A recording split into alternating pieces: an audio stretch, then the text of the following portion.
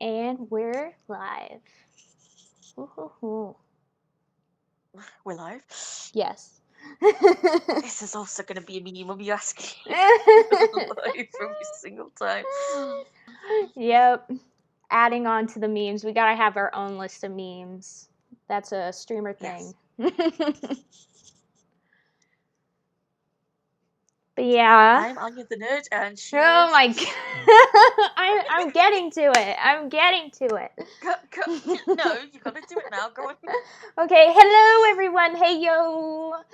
My name is Anya the Nerd because my actual name is Anya and I'm a huge nerd, and I'm joined by... Anya the Nerd, my name's also...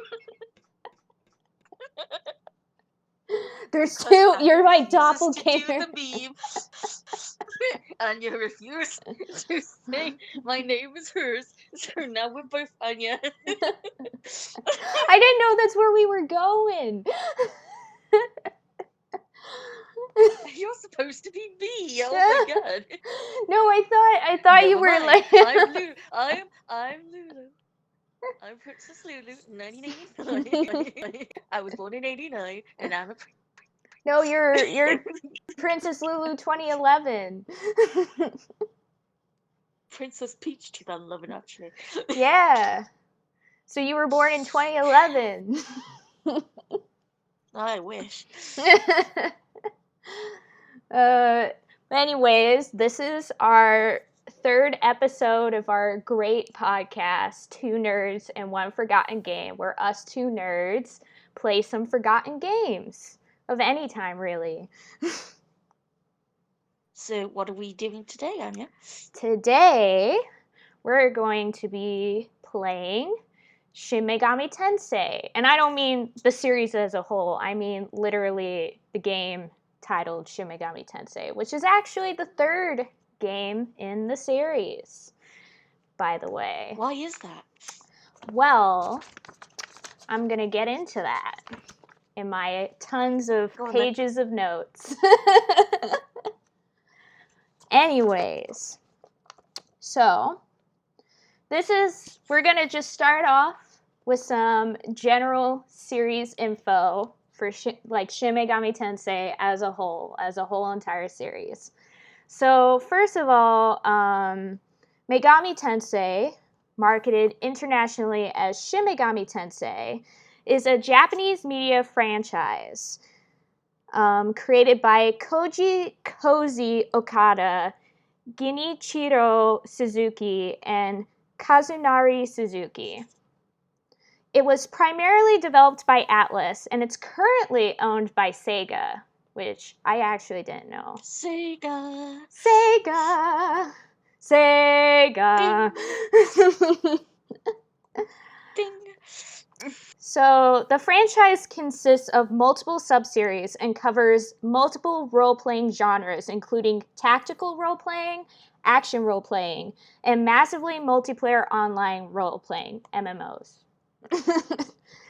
The first two titles in the series were published by Bandai Namco, then just Namco, but have been almost always published by Atlus in Japan and North America since the release of the third game in the series, Shin Megami Tensei. For Europe, Atlus publishes the games through third-party countries, which I thought was kind of interesting. Yes. The series was originally based on Digital Devil's Story, a science fiction novel series by Aya Nishitani. The series takes its name from the first book's subtitle. So the first book was literally, I think, called Digital Devil Stories Megami Tensei. Most Megami Tensei titles are standalone entries with their own stories and characters. Recurring elements include plot themes, a story shaped by the player's choices, and the ability to fight using and often recruiting creatures, demons, personas, to aid the player in battle. Elements of philosophy, religion, occultism, cyberpunk, and science fiction have all been incorporated into the series at different times. While not maintaining as high profile as series such as Final Fantasy and Dragon Quest, it is highly popular in Japan and maintains a strong following in the West, finding critical and commercial success. The series has become well known for its artistic direction, challenging gameplay, and music, but raised controversy over its mature content, dark themes, and use of Christian religious imagery.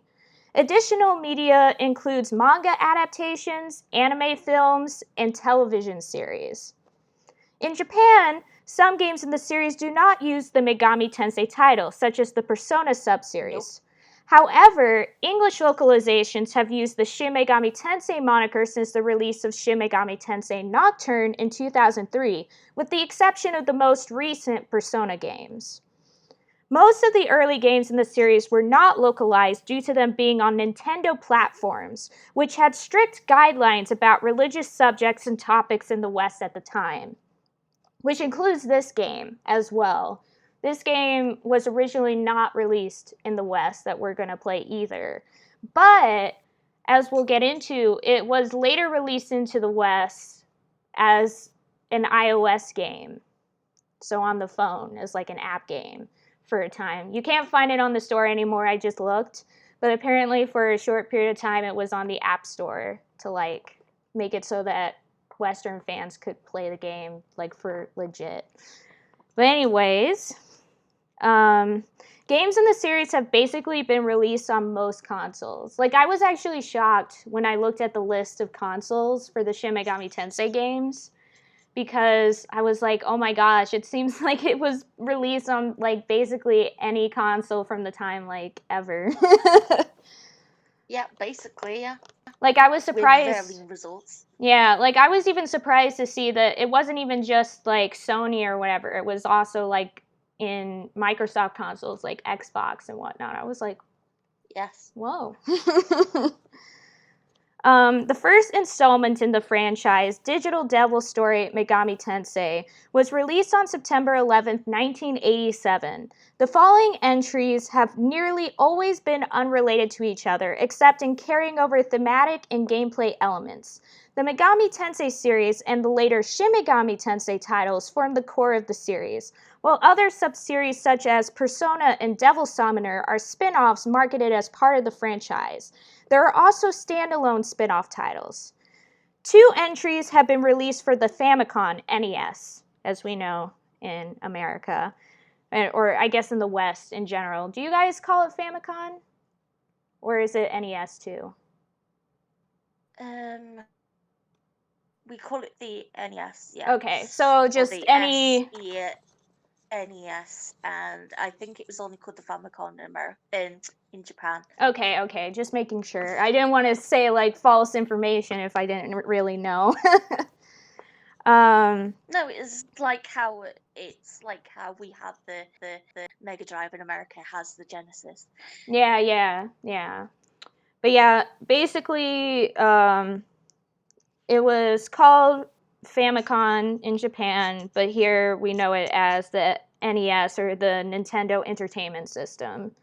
So because Famicom was literally family computer. They just shortened it to be a marketable thing. Yep.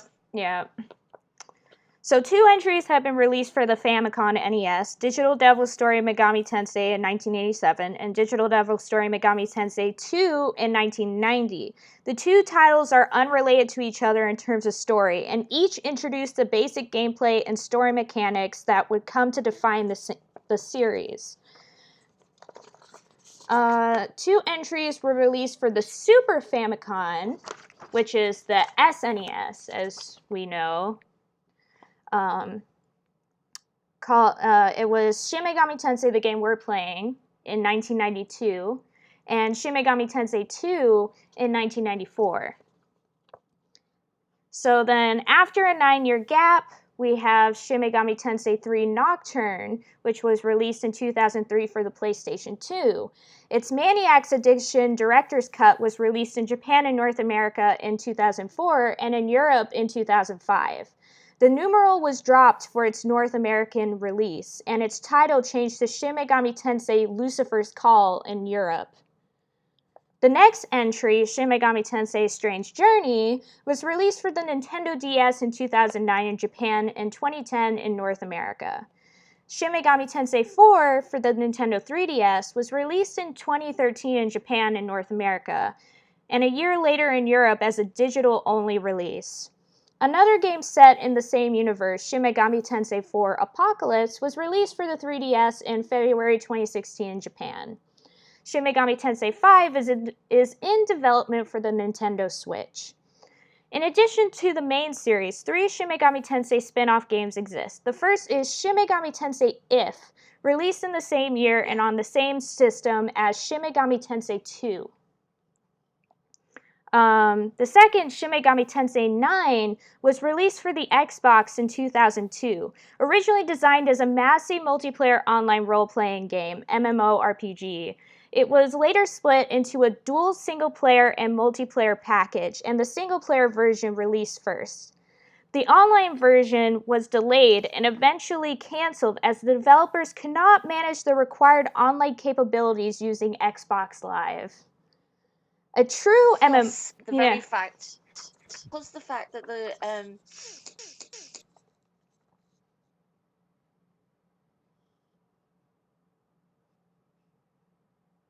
Lulu? yeah. You like dropped out for a second. I couldn't hear anything from you. Do you hear me now? Yeah, I hear you now. I'm saying, the Microsoft consoles, Xbox and everything didn't do very well in Japan, and they still don't actually do very well. So that's why much Xbox stuff doesn't come out in Japan. A lot of it goes on to Sony consoles, and then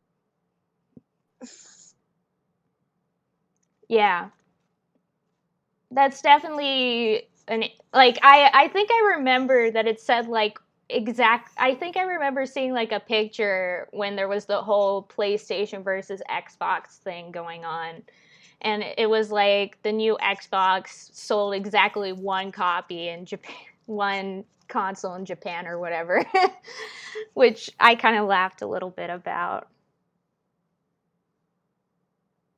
popular in Japan, just as in Europe, in the 90s we were more Sega than we were in Nintendo, but that's because they made their consoles very expensive to us, and they still do. Yeah. So Yeah, which is sad. Nintendo doesn't like us very much, and that's why we don't get many. While America does get releases, it is very hard to get them in Europe. Yeah. And that just makes us like Nintendo even less. Yeah. Well, I mean, even here, we've had our issues with Nintendo, but for different reasons.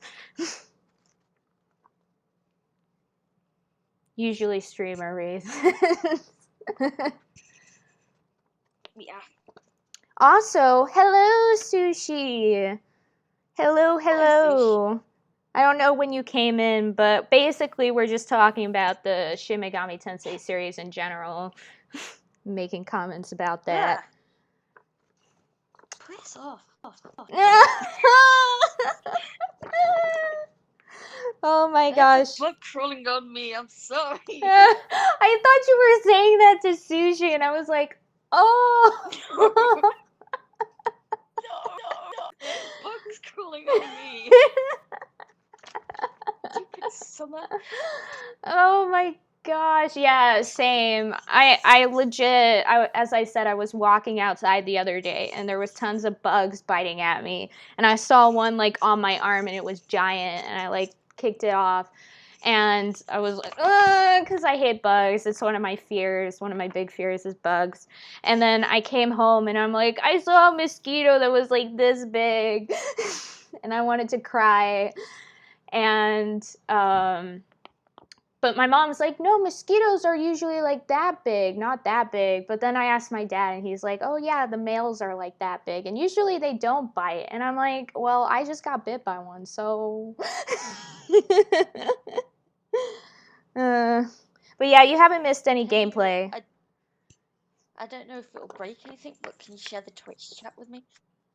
Because where I'm looking at the Twitch chat is on my phone, actually. I'm using my phone to look at it.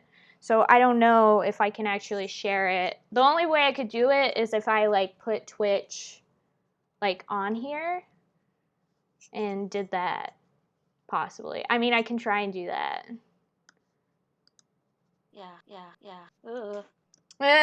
Seeing all the screens and whatnot.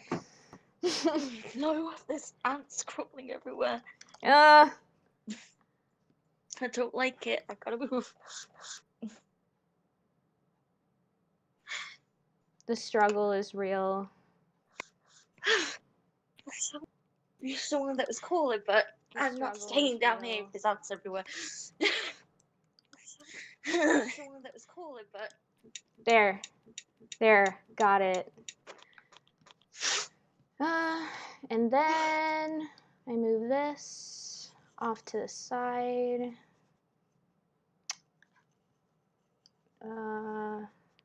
Put it here. I definitely can't see the Twitch chat now. Can you see it now? Yeah, but it's hard to see. You've got it in low quality. Is there any way to make Lulu a bit louder? Yes, I can. I can do this. This is starting to get real messy.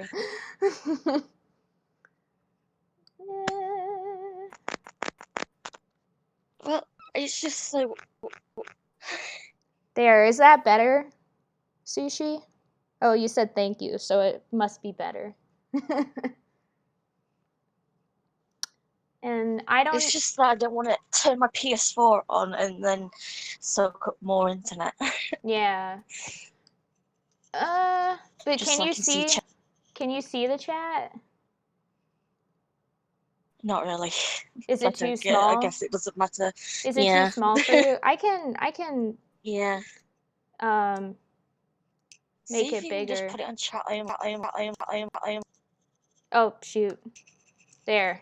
Can you see that? That's not chatting me. Can you see it? A little bit.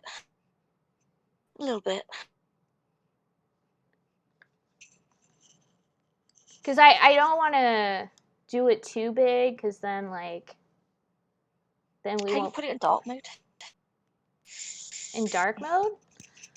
I actually don't know how to do it. Dark theme. There.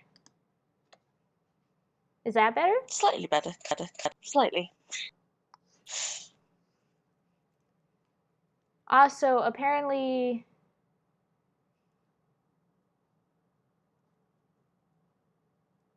Wait, what, Sushi? Yeah, I use... Okay, so on my... I usually... Yeah, I read that. I need to say this, but I don't usually use Twitch on my computer. I usually only use it on my phone, because then I can just put it on mobile and it works a lot better for me. Like, because I've talked about how my internet kind of sucks. So, but I don't usually do Twitch on the computer because it kind of sucks. And so because of that, I don't usually, because if you see my phone's on dark mode. And it's always on dark mode. It's never been on light mode. So it's here. Like, let me show. Like, this is how it always looks like. It's on dark mode. I don't know if you can see that, because I can't even see myself right now. There's too many screens. Nope. Oh, well. Yeah. Well, I was just showing Sushi, because he should be able to maybe see it. Oh, wait, I got this. Now I'm going to show it again to make sure. It's on dark mode. And it's always been on this mode. No, I legit always use dark mode on my phone. I've never used anything else on my phone. And that's a fact. That's a legit fact.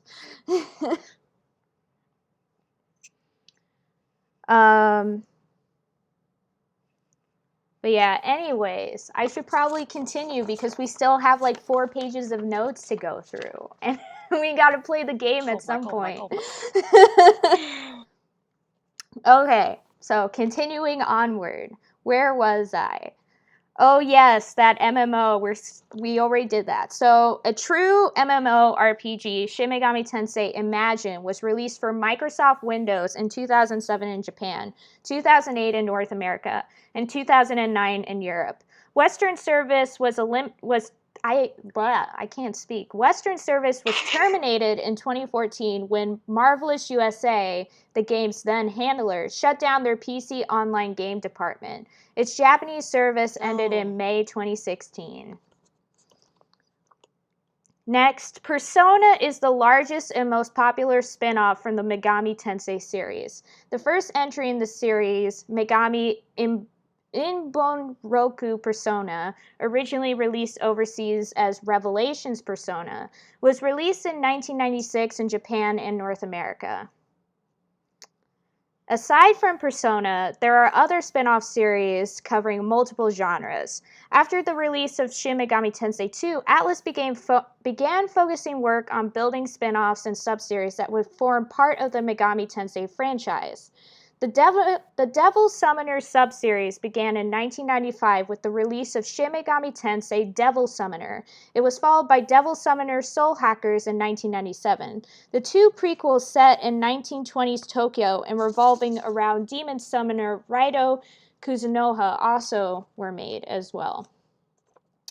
Shortly after Nocturne's release, a duology titled Digital Devil Saga Avatar Turner in Japan, was created based around similar systems to Nocturne and was also intended as a more accessible gaming experience.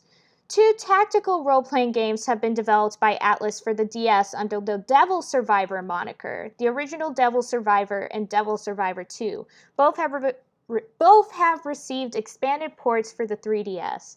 By the way, Devil Survivor deserves more recognition because I love the Devil Survivor series so much.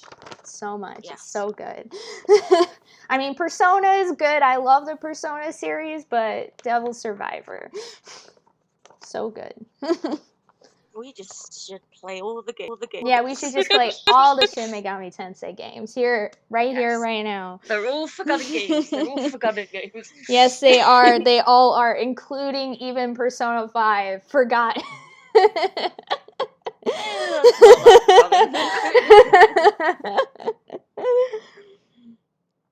That was actually bought more than any of the other games combined. So. I know. Anyways, because they made it even more accessible. Yeah. Other sub-series include Last Bible, a series aimed at a younger audience and using a pure fantasy setting. Devil Children, which was inspired by the popular Pokemon series, and Majin Tensei, a series of strategy games. 2 notable standalone spin-offs are action spin-off Jack Bros and Tokyo Mirage Sessions #FE, a crossover with Intelligent Systems' Fire Emblem series. Also, in the Atlus fighting game Groove on Fight, a devil summoner summons demons, which are the same ones that have appeared in the Shin Megami Tensei series. Yes. But yeah, there's been a lot of manga and anime adaptations. Like, a lot, but still not enough. Because I still want a Persona 2 movie or anime. That's all I want in my life. Hi, Rick. Hi, Rick. We're just talking about Shin Megami Tensei with my millions of pages of notes. It's only 5. Keep going. Yeah. Where was I? She has to have notes. Despite most games in the series taking place in different continuities, they do share certain elements. One of its defining traits is it being set in a contemporary urban environment, specifically modern-day Tokyo. Post-apocalyptic elements are... What? Usually Japan, yep. Yep. Post-apocalyptic elements are a recurring feature in settings and narratives. This choice was originally made to set the game apart from other fantasy-based gaming franchises of the time, as modern-day Tokyo was rarely seen in games as opposed to versions of it from the past. The Persona series takes place exclusively within this setting, spanning a single continuity and mostly focusing on the exploits of a group of young people. Shin Megami Tensei 2 is one of the notable early exceptions to the series' common setting, as it is set in a science fiction-styled future despite still including fantasy elements. The last Bible series also shifted to a full fantasy setting. Two more recent notable departures were Strange Journey, which shifted the focus to Antarctica to portray the threat on a global scale, and Shin Megami Tensei 4, which included a medieval stage society existing separately from a modern-day Tokyo. The Devil Summoner games take the form of modern-day detective stories as opposed to post-apocalyptic settings. The series title translates as Rebirth of the Goddess. This is carried over into the current Shin Megami Tensei series, which has been officially translated as True Goddess Metapsychosis. The word metapsychosis refers to the cycle of reincarnation that ties into many Megami Tensei stories. The reborn goddess of the title has multiple meanings. It refers to a female character in each game that could be interpreted as the goddess, and it is also representative of the drastic changes a location undergoes during a game. The concept of reincarnation was also included in narratives and gameplay mechanics to tie in with these themes. The series' overarching and you'll title... see it a lot in Persona 4. Yes, definitely. Persona 4 Golden especially. Yeah. Well, that makes sense considering that, like, the reason it has that title, Rebirth of the Goddess, is because in the original story, which the original game is based off, like, the original story, the idea was that there was this guy who was basically the reincarnation of the god Izanagi, and this girl who was actually the reincarnation of the goddess Izanami.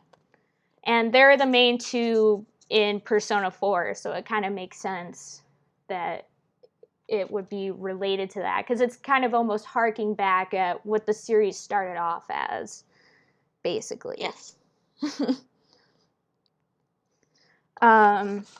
Yeah, Persona 5 has too much dialogue for someone who just wants to kill things. Yeah, well, the later Persona games are definitely very different from the early Persona games and most of the Shin Megami Tensei titles, which kind of, like, the later Persona games definitely focus more on the kind of slice of life, talking with other people. More anime. Yeah. And that kind of started with